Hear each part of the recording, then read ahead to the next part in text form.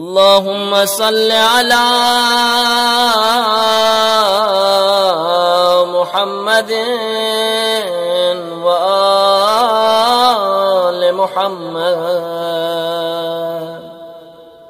بسم الله الرحمن الرحيم.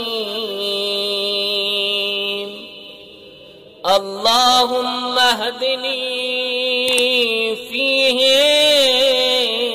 لصالح الأعمال،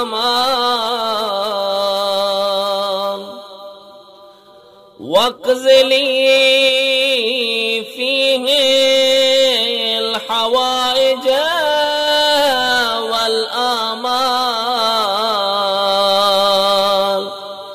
يا من لا يحتاج إلى التفسير والسؤال،